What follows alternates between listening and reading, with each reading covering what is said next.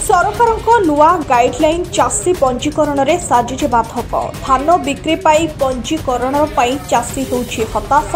उत्तराधिकारी प्रमाणपत्र आरआई तहसिल कार्यालय दौड़ी दौड़ी होउछंती नया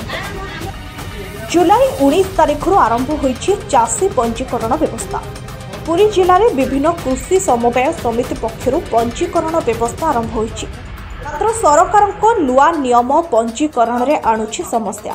जमीर उत्तराधिकारी प्रमाणपत्र और वंशावली प्रमाणपत्र नथिबा जोगु चाषी माने पंजीकरण करिपा दौड़ी दौड़ी हेउछंती निराश। सरकारଙ୍କର ଏହି ନିୟମରେ ରାଜ୍ୟର ଅଧିକାଂଶ ଚାଷୀ ଖରିଫ ପଞ୍ଜୀକରଣ କରିପାରେ ଅସୁବିଧାର ସମ୍ମୁଖୀନ ହେଉଥିବା ବେଳେ ପୁରୀ ଜିଲ୍ଲାରେ ଏହାର ପ୍ରଭାବ ଦେଖିବାକୁ ମିଳିଛି। विशेष କରି ପିପିଲି ବ୍ଲକରେ 17 ଗୋଟି ଓ ଡେଲାଙ୍ଗ ବ୍ଲକରେ 21 ଗୋଟି କୃଷି ସେବା ସମବାୟ ସମିତିରେ खरीफ धान पंजीकरण रे व्यवस्था सरकार नुआ नियम नाही नथिबा असुविधार सम्मुखीन होउछंती चाषी। कहीं उत्तराधिकारी सर्टिफिकेट और भाग चाषी सहमति प्रमाणपत्र पंजीकरण समस्या सृष्टि होथिबा पिपिली रे पंजीकरण को नहीं चाषी असंतोष देखा मिली।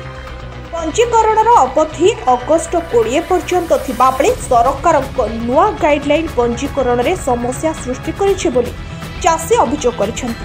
सेपटे राज्य सरकार पंजीकरण बारंबार नियम परिवर्तन करुवा बेले पंजीकरण रे समस्या सृष्टि होउछि। एहाकु सरलीकरण व्यवस्था सरकार करंतु बोली सेवा समवाय समिति सभापति कहिथिबा बेले चाषी पंजीकरण व्यवस्था करा न कले राज्य रास्ता को ओह्लाई प्रतिवाद कराजिबो बोली धरणीधर साहू चेतावनी दैछंति।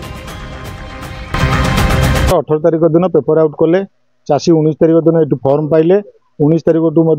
29 तारिख जाए किसी चाषी ये पंजीकरण करिसेंति पाखापाखि 200 पंजीकरण सरी किंतु आमे माने बर्तमान 3 दिन है फेरिकी जाऊलु आ पूर्व एवं 3 दिन है आमको कहुचे तुम बर्तमान अपेक्षा कर एवं आरआई रिपोर्ट गोटे जाकि आण तापर जाए तुम पंजीकरण हम कारण ना आपणकर जदि निज नाँ संपत्ति अच्छी ताले आपण पंजीकरण करें नचेते जदि पितृचित संपत्ति होती बापा ना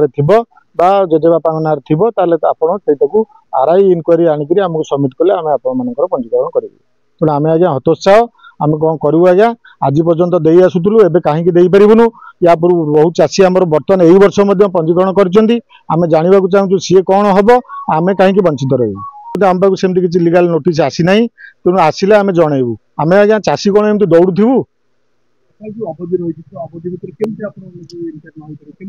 आम आज्ञा वंचित हबू सरकार कौन उद्देश्य चाषी हैरान करने उद्देश्य पंजीकरण न करने उद्देश्य कौन तर उद्देश्य सरकार जानते कि आम चाषी आज सफर रोच सत्व जदि अच्छी दियो तो बापा ना थी सत्व दे हेनी कहीं दे हेनी ना तुम्हें बर्तमान आरआई रिपोर्ट आनिले बर्तमान तुम्हें दब एमती आम हैरान करमती 3-4 दिन है आमको दौड़ा धापड़ा कर अनेक चाषी आम एमती दौड़ा धापड़ा होती आने मैंने आज्ञा पंजीकरण राताराति भी कर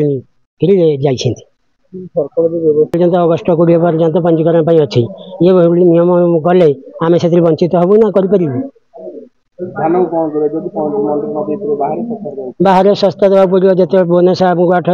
800 टଙ୍କା दौले बाहर आज्ञा आम 1800 टଙ୍କା 19 टଙ୍କା देवु ताले ये नियम कहीं सरकार काटिले आज ये नियम करने जाऊँ चाषीर क्षति हम तेणु कौन चाषी टी मर ना आज्ञा बचब माने 2 घंटा भितर चेंज करोची 20 दिन भितर 5 दिन भितर सब चेंज करेबो आमको आड़े कही दूची बर्तमान तुम जाओ आड़े कागज नहीं घर जा पहुँचिक बिल बाड़ी कम करके आइला बेलू आड़े कहते ना हबीरनी मो नना ना संपत्ति अच्छी मुझे बर्तमान बहुत हैरान भितर अच्छी कहते तुम हेनी मुझे 10 थर फेरिक गली ये ऋण हूँ बर्तमान आम सोसाइटी सामुदायिक बैंक ये ऋण सुझी पारि तो मुझे बाध्य भी आत्महत्या करने ये सरकार माने मन इच्छा से चली आरआई की कहला बेलू आरआई कहूँ बर्तमान मो पाक आसनी बर्तमान चिठी आसिले मुझे जहाँ करी ये आड़े कहते तुम जाए आरआई ठू लेखा आण आरआई कहते आम दे पारूँ आम एठेकी सेठेकी दौड़ू आम गाड़ी एक्सीडेंट हम आम मरबू तुम सरकार या धान क्विंटाल 1200 टଙ୍କା 1300 टଙ୍କା दिहब मंडी यदि बर्तमान ये जो अवस्था है धान किपर सरकार आज पर्यटन किणपारे एवं भी किणपारे प्रतिदिन गोटे गोटे ऑर्डर कर उद्देश्य किभली भाव में चाषी पंजीकरण न करि पारंतु एवं समवाय समिति रे धान बिक्री न करि पारंतु ताको निजर अपारगता को लुचेया को जाई पंजीकरण विभिन्न प्रकार नियम आड़ देखे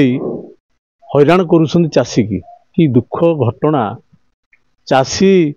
वर्तमान समय रे धान रोइबो ना सबुदिन सोसाइटी की दौड़िबो। सोसाइटी की आज आसिले गोटे नियम सरकार आसी गतकाली गोटे नियम हेची जिनोलॉजिकल सर्टिफिकेट न आनिले वंशानुक्रमिक सर्टिफिकेट आरआई जदि न दब ताहले से माने रेजिस्ट्रेशन करि परिबे नाही। बापा जेजे बापा अण बापा ना रे संपत्ति अच्छी भाई भाई भितर पड़ुनी जी चाष करुला सी रेजिस्ट्रेशन करुला से सुविधा सरकार आगुरी देइथिले रेजिस्ट्रेशन करी धान बिक्री करुला सोसाइटी रे। वर्तमान जदि से सर्टिफिकेट न आनी परिबो से रेजिस्ट्रेशन करि परिबो नाही। आरआई पाखु गले आरआई माने मना करुछंती आमे सर्टिफिकेट देई परिबु नाही वंशानुक्रमिक सर्टिफिकेट आमे देई परिबु नाही। सुनिबा को पाउची आज कागज रे बाहरिची ओडिशा आरआई महासंघ वर्तमान लिखित भाव में देइछंती जिलापाल एवं सरकार पाखरे जे आमे करि पारिबु नाही जिनोलॉजिकल सर्टिफिकेट आमे देई पारिबु नाही तेणु आमे एथुर अब्याहति नबाकू चाहूचु बोली देइछंती आरआई माने। ताले किभली गोटे चाषी रेजिस्ट्रेशन करिवो न्याय केमिति पाइबो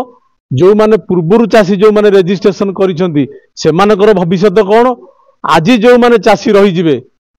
एक रे भाग चाषी मान को काटिदेले भाग चाषी रेजिस्ट्रेशन करि परिबेनी जहाँ नियम हेची। 5 भाई थिले 4 भाई जणे रेजिस्ट्रेशन करुथिला आउ 4 भाई सेमानकर सहमति नदेले हेई परिबो नाही। किए दिल्ली रे अछि किए बॉम्बे रे अछि किए भुवनेश्वर रे अछि ता मध्य रेजिस्ट्रेशन रु कटिगला। ताले केते जण चाषी रहिबे जो माने रेजिस्ट्रेशन भुक्त हेबे एवं धान देबे। ये सरकारଙ୍କର गोटे योजना यही भाव में कले चाषी रेजिस्ट्रेशन करि परिबे नाही। सरकार को मुंड बिंधार कारण हेबे नाही। गतकाली तहसीलदार को पचारि तहसीलदार कहले पार्ट 2 रे जो माने करिवे 7 दिन नोटिस करिकरी आमे तांकू देई देबु। जणे लोक 7 दिन नोटिस तहसील के जीव अप्लाई करिवो ताकू अपेक्षा करिवो 7 दिन नोटिस पाइया परे 7 दिन नोटिस पाइला बेलू आ रेजिस्ट्रेशन टाइम नथिवो। ये भी गोटे जानी शुणिकी आहरी हैरान करिया कथा चाषी को। आरआई देई परिबनी तहसीलदार देई परिबनी। गतकाली डीआरसीएस मैडम को फोन करथिली सार एई असुविधा आमे सोसाइटी करके बसिचु चाषी एठी आमको आसी हैरान करूछंती ना मु भी आज जाउची जिलापाल पाखकू किभली भाव में सरलीकरण हो पारिबो तार व्यवस्था करिवि। तेणु मु आपण मानक माध्यम रे समस्त विभागीय अधिकारी जिलापाल एवं समवाय अधिकारी समस्त को जनइबाकू चाहूची बा अनुरोध करुची